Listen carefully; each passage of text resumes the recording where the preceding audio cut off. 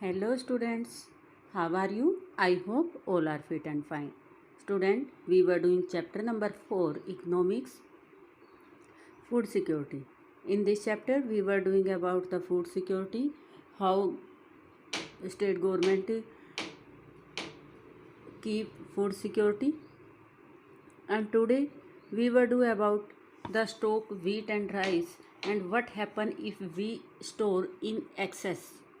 We can say in surplus we store अगर हम surplus में स्टोरेज करते हैं तो उसके साथ क्या होता है, और जो हम प्रोडक्शन कर रहे हैं ज़्यादा से ज़्यादा प्रोडक्शन कर रहे हैं तो उसका इम्पैक्ट है इन्वायरमेंट के ऊपर क्या हो रहा है, उसके बारे में आज करेंगे.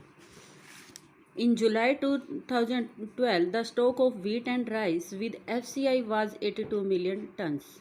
Student, this data may be different. ठीक है, ये डाटा जो है ये शायद आपकी बुक में अलग हो सकता है. It's depend on here, edition के ऊपर डिपेंड करता है, लेटेस्ट आपको करना है. तो हम देखते हैं जुलाई 2012 में जो हमारे पास स्टॉक था वीट का वो अप्रोक्सीमेट 82 था. किसके पास था? FCI, जो फूड कॉरपोरेशन ऑफ इंडिया है, उनके पास 18 मिलियन स्टॉक था. ठीक है ना, जो कि बहुत ज़्यादा था, much more than the minimum buffer norms. जो कि जो मिनिमम होता है, मिनिमम हमारा कितना है, 33 मिलियन टन होता है. कि किसी भी FCI को कम से कम 33% अपने पास 33 मिलियन टन अपने पास स्टॉक रखना होता है, और जबकि गवर्नमेंट के पास कितना है, 82. तो ये इनफ है, बहुत ज़्यादा है. The decline in stock continue in the subsequent years. हम देखेंगे कि जो स्टॉक है वो पिछले कुछ वर्षों में कम हो रहा है. However this remained constantly higher than the buffer norms. But क्या है, कम तो हो रहा है, लेकिन जो हमारी बफर नॉर्म्स हैं, यानी कि शर्तें हैं कि हमारे पास कितना स्टॉक होना चाहिए, उससे वो ज़्यादा है. The situation improved with the distribution of food grain under different scheme launched by the government. There is a general consequence that high level of buffer stock of food grain is very undesirable and can be wastageful. तो इसमें हम कहेंगे जो situation है किसकी, buffer stock को, enough buffer stock की, यानी कि अगर हमारे पास पर्याप्त मात्रा में स्टॉक है तो जो हमारी स्कीम्स हैं वो हम इजीली उनको पूरा कर सकते हैं. ठीक है, इजीली इम्प्लीमेंट हो जाएगी. जो हमारी PDS सिस्टम है, पब्लिक डिस्ट्रीब्यूशन सिस्टम है, वो भी इजीली मूव करेगा, ठीक से चलेगा, किसी तरह की कोई प्रॉब्लम नहीं आएगी. बट यहाँ पर एक नेगेटिव पॉइंट आता है कि हम एक्सेस में जब फूड ग्रेन को स्टोर करके रखते हैं तो वो क्या रहता है, हमारे लिए वेस्टेजफुल हो जाता है. अगर अनडिज़ायरेबल हम रखते हैं, यानी कि हमारी इच्छा भी नहीं है और फिर भी हमारे पास कोई चीज़ पड़ी है, मान लो ये उसी तरह से हो गया, कोई ड्रेस है आपको पसंद नहीं है, ठीक है, और वो आपकी अलमारी में रखी हुई है, वेस्टेज है, एक तरह से स्पेस कंज्यूम कर रही है. ठीक है, या खाने की मटेरियल से आप लगा सकते हो, कोई चीज़ है आपको पसंद नहीं है या अभी आपको नहीं खानी, आप उसको रख देते हो. ठीक है, रखे रखे वो चीज़ ख़राब हो जाती है तो क्या होगी, वो वेस्टेज हो जाएगी एक तरह से, जबकि आपको ज़रूरत भी नहीं है. तो इसी तरह जो हमारा बफर स्टॉक है जो सरप्लस में है, ठीक है, सरप्लस में है तो इट मीन्स जितना हमें डिस्ट्रीब्यूट करना था वो हमने कर दिया, बाकी बचा हुआ है उसका क्या होगा, वो बचा हुआ वेस्टेज होती है उसकी. ठीक है, गोडाउन वगैरह में अगर वो रखा रहता है तो उसकी टोटली वेस्टेज होती है.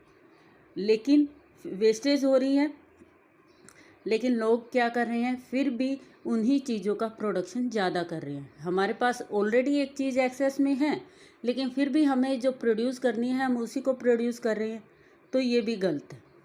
ठीक है, रीज़न क्या है इसका, freezing of MSP for few years should be considered seriously. तो इसमें क्या है, जो फ्रीजिंग ऑफ MSP है, MSP में जो चेंज होता रहता है, MSP बढ़ती रहती है. ठीक है, तो ये पिछले कुछ सालों से सीरियसली एक गंभीर समस्या के रूप में हमारे सामने आ गया है. The increased food grain procurement at enhanced MSP. जिस तरह से हम फूड ज़्यादा बढ़ा रहे हैं, यानी कि जो अनाज है उनका प्रोडक्शन कर रहे हैं, उसका रीज़न क्या है, इन्हांस MSP. कि साल दर साल, यानी कि एवरी ईयर जो MSP है, minimum sport price, not sports, you can see here minimum spot price. तो वो क्या है, हर साल कुछ ना कुछ बढ़ता रहता है, जिससे लोगों के अंदर थोड़ा सा एक्साइटमेंट और करेज होते हैं, लोग उत्साहित होते हैं कि हम जिस चीज़ का रेट हर साल कुछ ना कुछ बढ़ता रहता है हम उसी को ही प्रोड्यूस करें। ठीक है, तो ये ज़्यादातर क्या है, हरियाणा, आंध्र प्रदेश, पंजाब, और यहाँ पर क्या रहेगा, इसकी वजह से एमएसपी इंक्रीज़ होने की वजह से कुछ स्टेटों में गेहूं और चावल, ठीक है, राइस और वीट का प्रोडक्शन हर साल बढ़ रहा है। ठीक है, और ये कौन से स्टेट हैं, Punjab, Haryana, western Uttar Pradesh, Andhra Pradesh and the lesser extent of West Bengal and the mainly of 2 crops, 2 crops ये ज़्यादातर ग्रो करते हैं, वीट और राइस।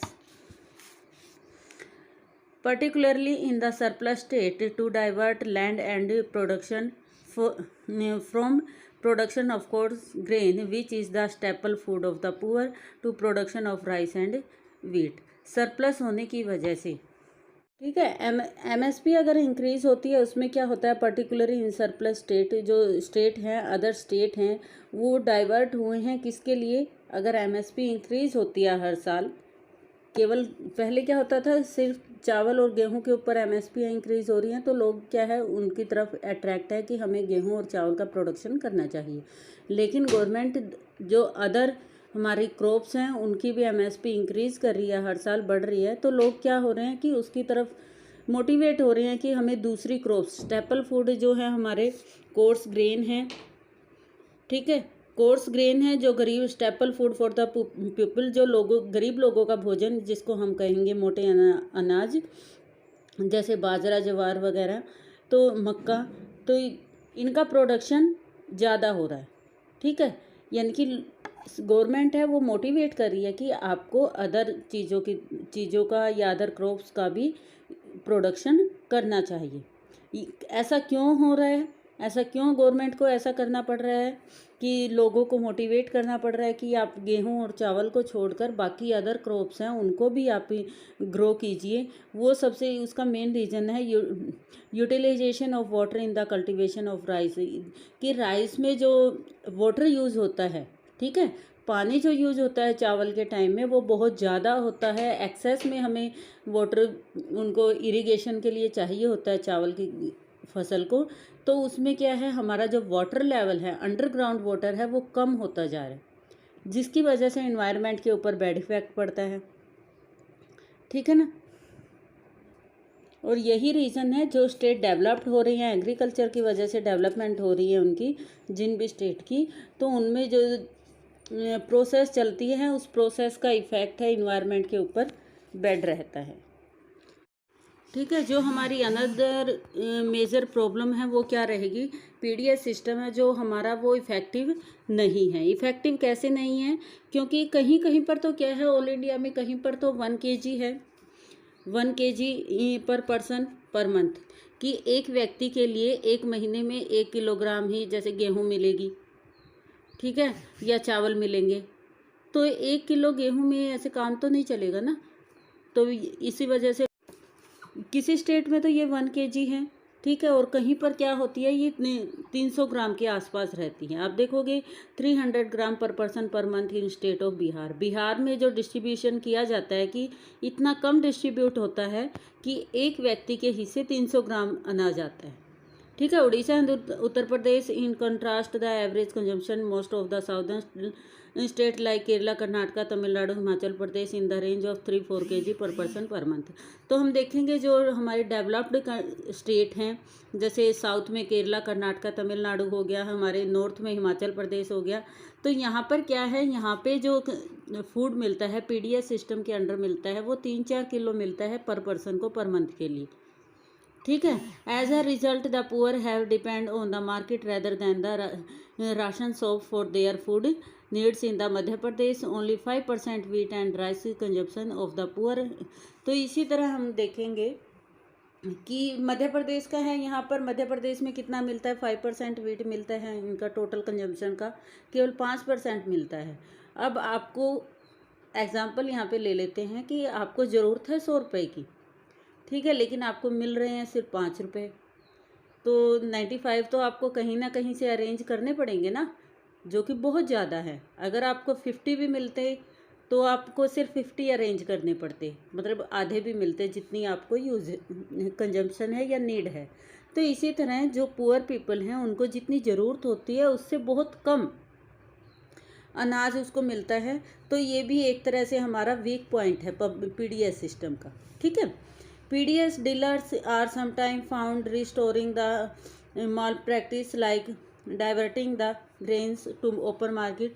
तो इसके रीज़न क्या रहते हैं कि ऐसा क्यों होता है, इस सारे में मेनली यही बताया है कि पीडीएस जो डीलर होते हैं, पब्लिक डिस्ट्रीब्यूशन का जो डील करते हैं इसको, वो क्या करते हैं, माल प्रैक्टिस की वजह से, यानी कि एक गलत तरीके की वजह से जो रिस्टोर कर लेते हैं, जो भी अनाज गवर्नमेंट की तरफ से उनके पास आता है वो उसको अपने फ़ायदे के लिए ओपन मार्केट में हाई प्राइस में उसको सेल कर देते हैं।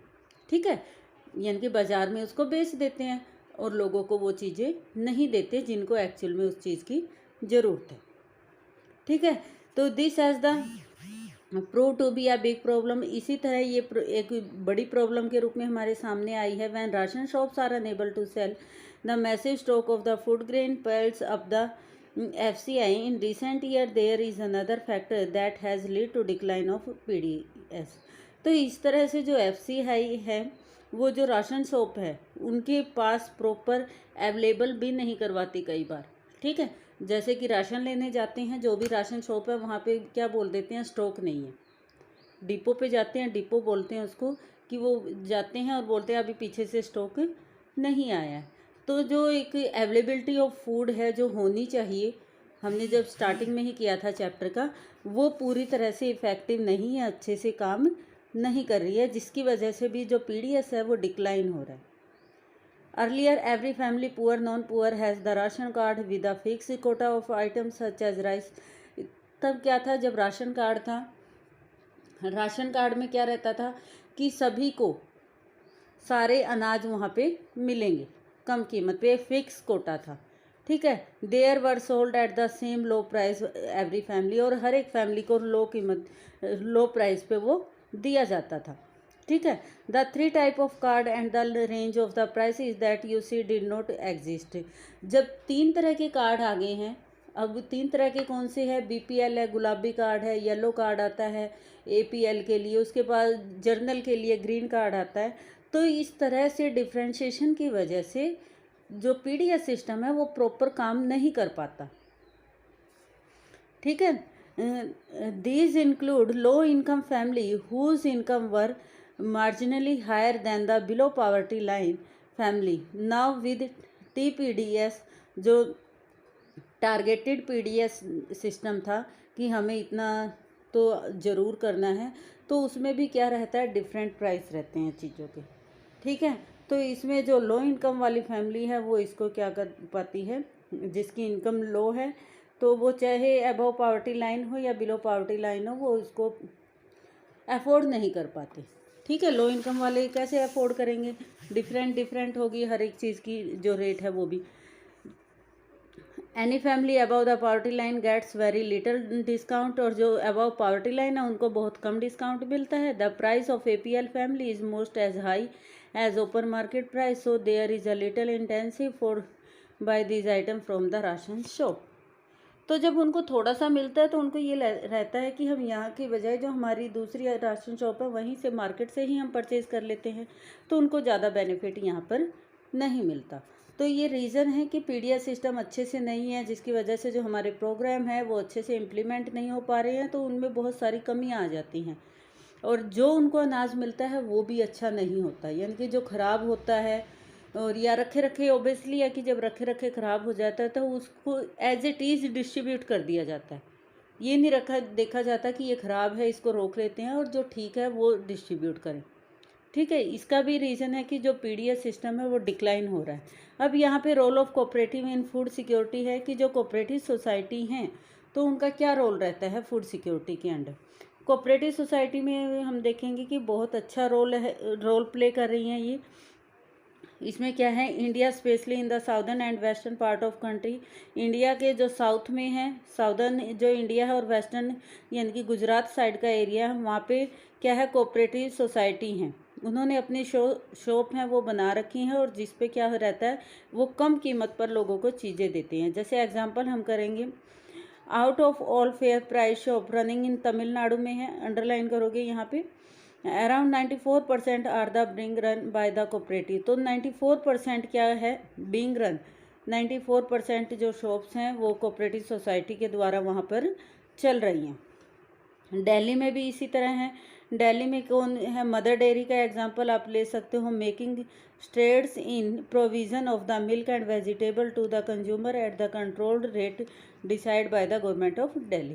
कि एक कंट्रोल रेट रहता है कि उनके अपने रेट होते हैं, उसको कोई भी नहीं बढ़ा सकता, कि उसी रेट पे सब जगह मिलेगी। ठीक है ना, मान लो 2 रुपये, 5 रुपये, 10 रुपये, जो भी एक कंपनी ने डिसाइड कर दिया उसी रेट पे सब जगह मिलेगा। ऐसा नहीं है कि किसी शॉप पे वो अलग रेट पे मिल रहा है और किसी पे अलग पे। ठीक है, जो पुअर पीपल है उनके लिए जो रेट डिसाइड कर दिया गया है वो उसी रेट पे वो मिलेंगे। ठीक है, ये अमूल का एग्जाम्पल है, अमूल है गुजरात में है, बहुत फेमस है, आपने भी अमूल का दूध पिया होगा।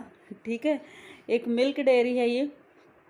तो इसी तरह अमूल भी एक कोऑपरेटिव सोसाइटी है और ये इसने किस में हेल्प की थी, brought about the white revolution in the country, underline it. White revolution के बारे में है यहाँ पे, पहले हमने ग्रीन रेवोल्यूशन के बारे में पढ़ा है।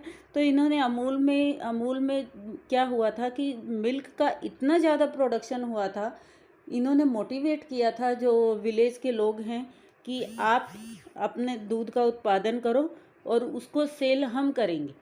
ठीक है, कि हम बेचेंगे उसको, आपको कहीं जाने की ज़रूरत नहीं है, बूथ बना दिए जाते हैं, लोग वहाँ पर दूध दे के जाते हैं और उसको फिर है सप्लाई किया जाता है।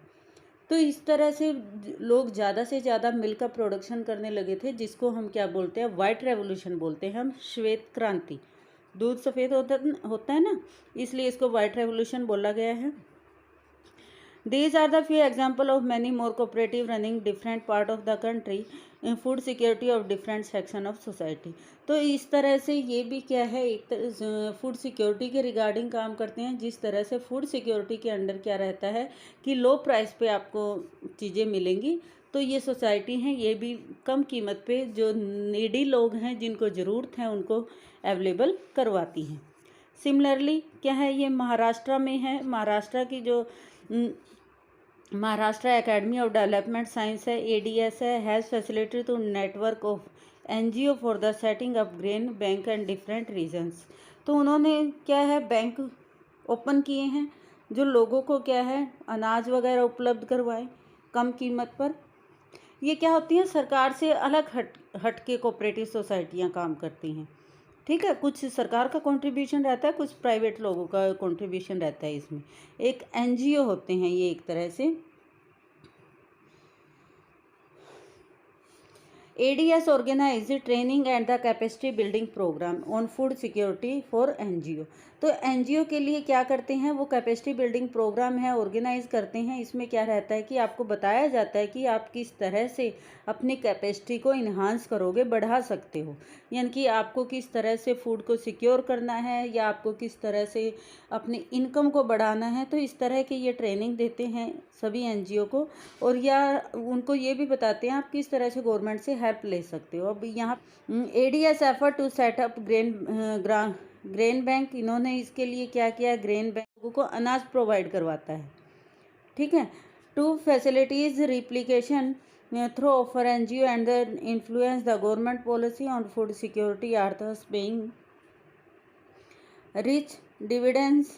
The ADS Grain Bank program is acknowledged as the successful and innovative food security intervention।